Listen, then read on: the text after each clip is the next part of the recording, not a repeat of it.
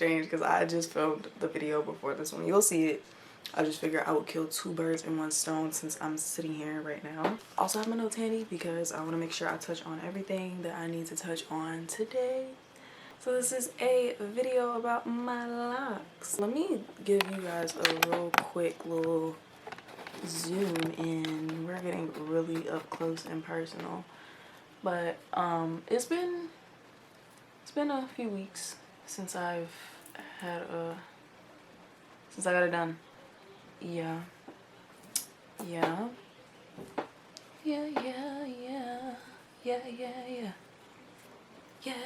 So the last time y'all seen me, I was a loose natural and my hair was very short. It was up to my ear with the longest layer I had, and then the shortest layer was like up here, and it literally was like this size. And I disappeared for a bit, and well, a bit as in 2 years, but you know.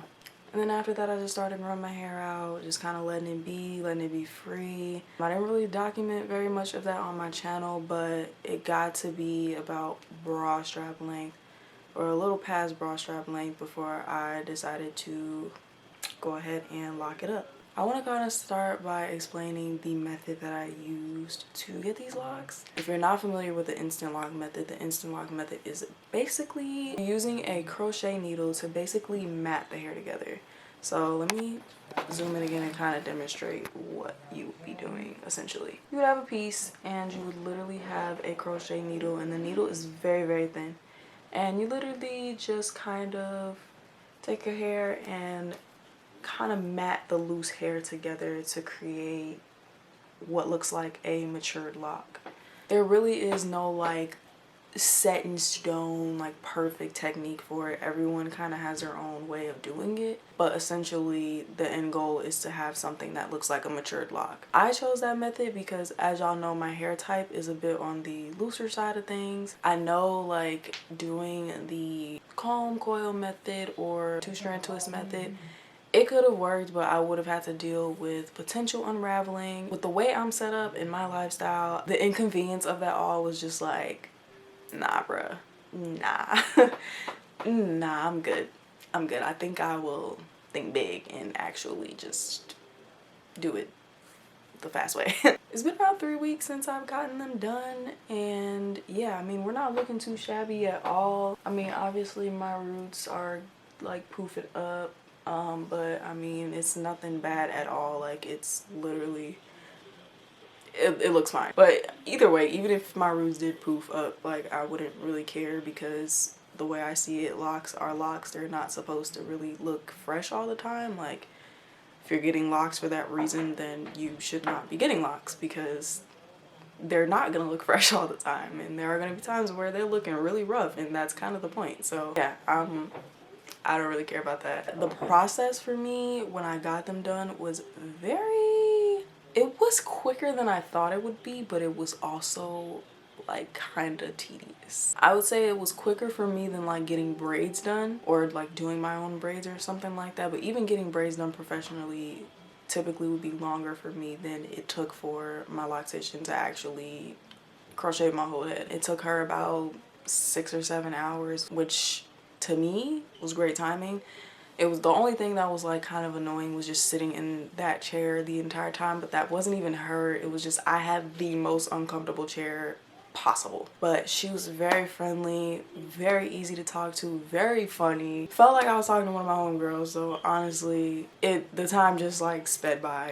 It literally wasn't even that bad. I'm actually gonna link her information below, so if any of you are in the Chicagoland area, you can get up with her, because she's very talented at what she does and would highly recommend her. As far as how many I have, I think I have roughly 86.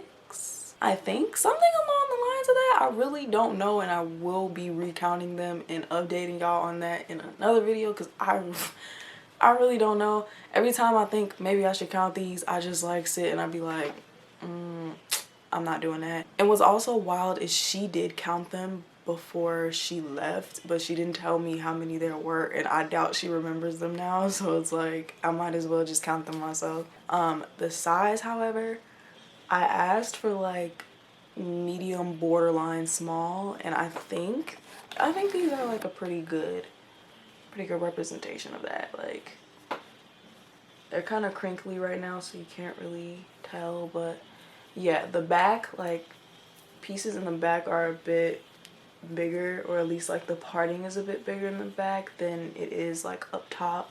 My parts are a little bit smaller, and also the pieces like here on this side and on the other side, they're a bit thinner, just because that's like that's how it's gonna be. Like, that's the side of your hair, like it's gonna be thin. So as far as just keeping them up every day, I typically just spray. Right now, I spray just plain water. This bottle is beat the hell up, okay? Don't mind me, I know, but I gotta get a new bottle. But yeah, I spray just water, and then I also oil my scalp literally every single day with a mixture of black castor oil and what is the other oil? It's like, it's diluted with other oils because black castor oil is a very thick oil, and it's not really recommended that you use a thick oil every day on your locks because it can cause buildup. So right now I'm just using this like peppermint oil. It's very loose. Like, I don't know if y'all can see this, but probably not. But it's extremely loose. Like, it literally looks like water. And I put that on my scalp, and depending on like the style that I have in, I will put some like in my palm and then rub my palms together and just kind of rub it through the lock. And that's just to kind of keep some moisture in, and that's after I spray water. Putting oil in before spraying water, it's not really gonna do anything, but the oil seals in the moisture from the water. So I have heard very great things though about like rose water spray or rose water with glycerin. So I will be trying that eventually, and then just kind of letting y'all know how that's working for me. Apparently the rose water and the glycerin is very moisturizing, and you don't have to worry about like oiling the shaft of your locks. So right now I'm just very much in like this trial and error phase, and just kind of figuring out what's working and not working for me. And I mean, so far we're pretty good. I don't have any buildup. I don't have any weird white flakes going on in here. Like, they seem to be doing pretty good. So my go-to styles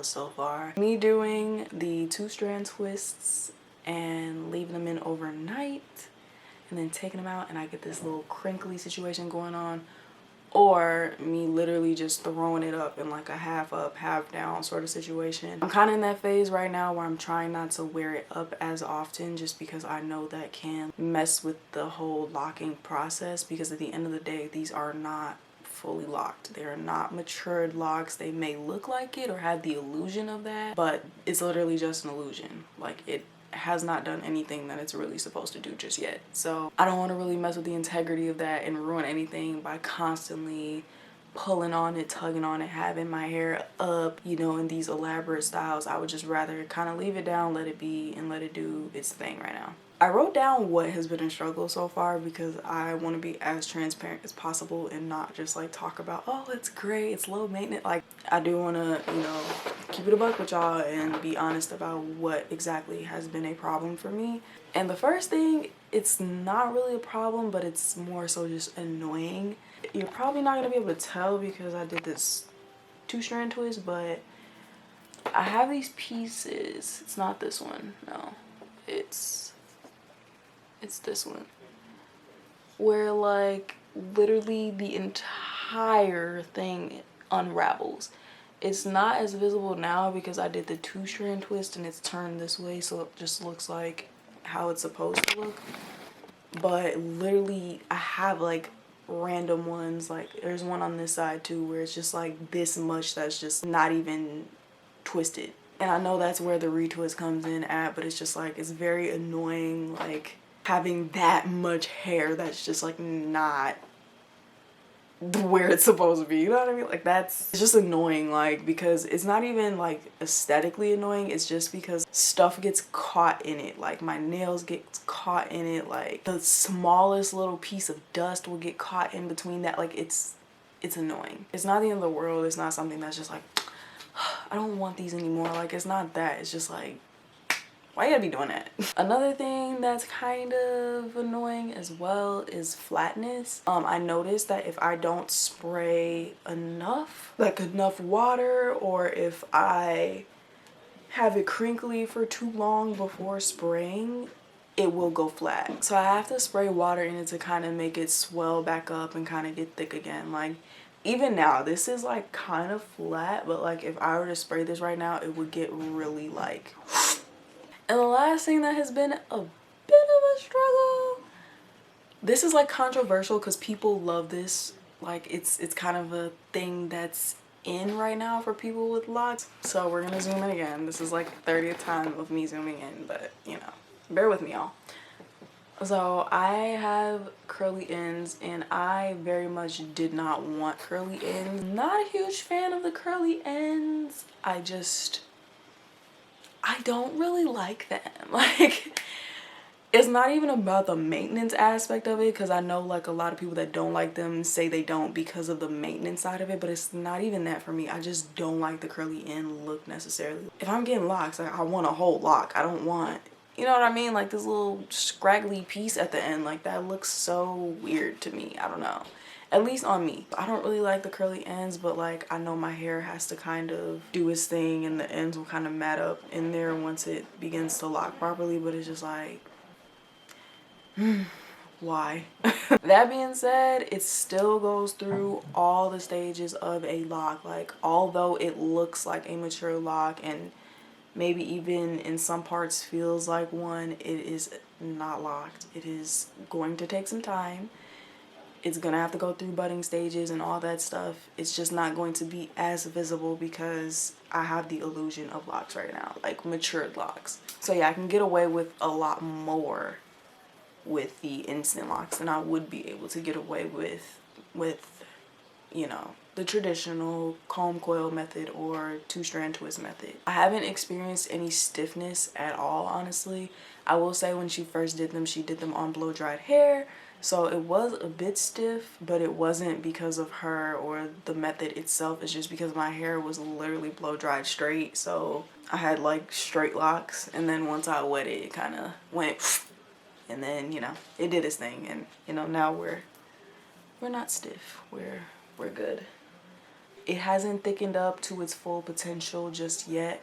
You know, it's gonna thicken up even more, but it's at its thickest when I like spray my hair and it just kind of swells up a bit. And as far as length goes, it definitely shrunk. I lost a lot of length. I'm not sure if I'm gonna lose any more. I haven't like washed them yet. Neither has my loctician, so I don't know if we're gonna get any more shrinkage. We might. It may not be that dramatic though, but I definitely lost a lot of length because you're literally combing the hair upwards, you know? It's not like the lock is uniformed in the way that a normal lock would be. Like you're combing hair up. So I lost a lot, and then also to account shrinkage. So I lost a lot of length, but I don't really care about that because I mean hair grows and it just feels very low maintenance compared to when I was a loose natural. Like I just feel very free and just feel like I'm able to do like anything, you know? Definitely excited to take you guys on this new journey because